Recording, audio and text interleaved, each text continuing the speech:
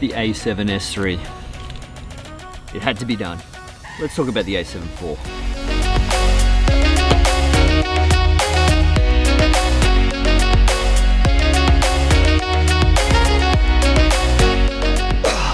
So, I had to do it. I'll need that. Actually, that's my receipt. I had to do it. Now, I just really had to. My bank account is pretty much non-existent at this point in time. Yes, I did pre-order the A7S III in full, but I know the rumors have come out on the A7IV. That's what we're doing here today. We're going to be talking about that. And should I cancel my order? Let's discuss.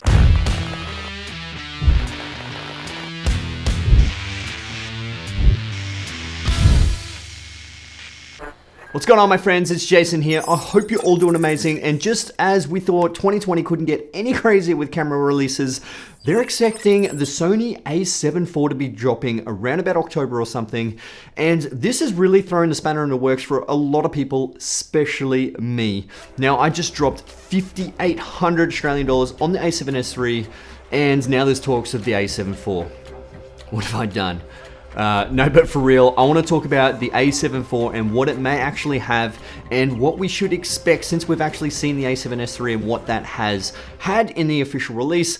But before we get into it, just a quick shout out to Sean and Millen for the hookups with the Tesla. Now, their company is called Tesla Taxi. They hire out Teslas for people to drive around, and if you have your own Tesla, you can put your Tesla in the company, lease it out, and make some money when you're actually not using it. Win-win. But if you are in Australia, be sure to check them out. The link will be in the description below if you do want to check them out.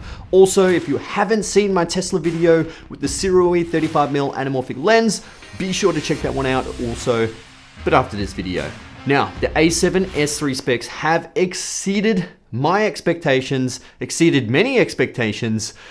I was not expecting 16-bit RAW. I was not expecting 4K 120 at 10-bit 422. Now, these are incredible specs and even more incredible image quality out of that tiny beast. Now, the A7 III has been an absolute godsend for me. When I actually switched from Nikon, I used to shoot weddings with the Nikon D750 back in the day, and when I switched to the A7 III, my God, it was an absolute game changer. 4K 25 or 4K 30, 1080, 120.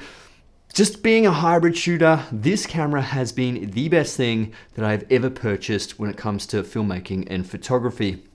Now, would we expect the same 24 megapixel sensor? Most likely. It is a 6K sensor downsampled to 4K, so I would imagine it would be a very similar sensor because, in all honesty, they need to differentiate between the difference of the R series, the S series, and then the Sony A7 series. So there needs to be a difference between those. If you do want that extra resolution, go up to the R series. If you want those nice video specs, go to the S series. So this is that in between for hybrid shooters. But we should expect 4K 60 at 10-bit 422 at least at the minimum. Whether we see 1080 with the 240, I wouldn't be too sure, but it would be a nice upgrade because the A7 III that I'm shooting on right now has 1080 at 120. Now, I would really like to see 4K 120, even if there is an APS-C crop. That would still be absolutely amazing for the 24 megapixel sensor. But I guess the biggest trick at this point in time, and the whole news going about the R5 and the R6 is overheating. Now, we would just need to make sure that the A7IV does not overheat. Now, it is twice the megapixels as the A7S III, or potentially twice the megapixels if it is a 24 megapixel sensor. So the processing power could actually be a little bit more difficult. Now, we'll soon find out. We will really soon find out, but I really hope they do fix any sort of overheating issues with the A7 IV. Now, one of the biggest killers for me with the A7 III is those damn doors on the side. If you've got the HDMI port, if you've got the USB-C, and even the micro USB plugged in, or even your headphone jack, when you've got a whole bunch of stuff plugged into the side, it's really frustrating because there's just no space. The doors are dangling, they actually get in the way. I really want to rip them off sometimes, but obviously you don't want to do that. But even if they give you removable doors, that would be perfect, because if you do want to plug a whole bunch of stuff in there, you can remove it. But I hope they really get away from that crappy door design they had in the A7 III and have something similar to what they actually have in the A7S III. And will we see a full-sized HDMI in this one? I would like to say yes, but I would probably say no, because they'll potentially stick to the micro HDMI, as the A7 III is just like your regular hybrid camera. You don't want it to have crazy hard out specs like the A7S III, mainly so you don't want to cannibalize, but it most likely won't have that 16-bit RAW, so it probably won't need that full-size HDMI. But, you know, micro HDMI is still perfectly fine for my use. It does get a little bit frustrating because it is quite small, but we'll soon find out with that one. Now, with the video features, you know, rolling shutter is probably one of the biggest issues with video for the A7 III. It is amazing with the image quality, it's amazing with autofocus, but the rolling shutter just, you know, it wasn't great, and I really do hope they fix it. Kind of like the A7S III, that does extremely well. It's pretty much non-existent rolling shutter, but having a 24 megapixel sensor does have a little bit more processing, so potentially we may see at least a slightly better version of the rolling shutter. We probably won't get it fully fixed. That's perfectly fine anyway. I'm still perfectly happy with my A7 III. I just need some extra features that the A7S III actually has. Now, will they adopt the mighty flip screen? I would have to say yes. Now, since they rolled it out in the A7S III, you would expect this to be in the A7 IV. If this is the case, the A7 IV will actually be a massive, massive choice for a ton of people, a ton of content creators. It will sell like absolute hotcakes, just like the A7 III did. Now, the EVF, will they keep that crazy high resolution? I would most likely think not.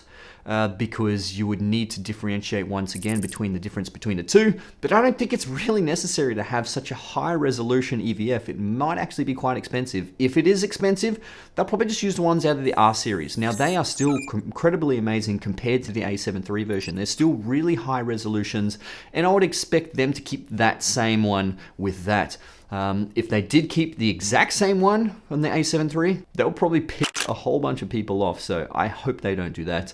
But, you know, this would be nicely paired with that flip screen. That would hopefully be touchscreen. I really hope they do the touchscreen and the new menu system.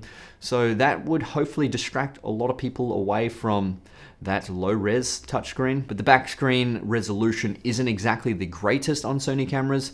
But if it's touchscreen, it's flip, people will still love that. But, you know, there'll always be something that people will complain about. I complain about a whole bunch of things too.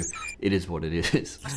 But what do you guys think? What do you think will be in the A7 IV? Are these features something that you'll be looking for to make the purchase of the A7 IV? Have you already invested in the A7S III like me? I mean, it can be a very difficult choice, but once you understand your needs, the choice does actually become a lot easier. That's why, the main reason why I decided on the A7S III is specifically for video. I did become more of a video shooter rather than a stills photographer.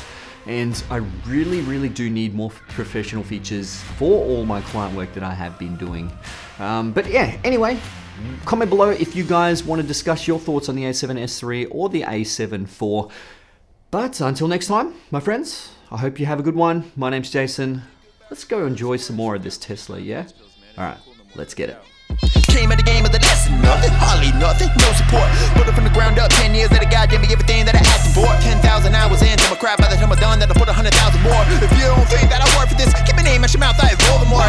People in my inbox asking me if I can put them on. I don't know exactly what they think that I can put them on. To work hard, be yourself, and make sure not to take your eyes off God. Build off criticism. Pickup is just something else. 3.4 seconds, 0 to 100. You really can feel the pickup. Like it's incredible. Watch this. I'm gonna have to hold this camera right here. And go. Oh! Oh! That was 100. Straight up. 100 kilometers per hour, just like that. That was incredible. The trapping's on the move. Yeah. People from back home still can't believe that we had come this far. Same people never thought the boy would go this hard. People from back home still can't believe that we had come this far.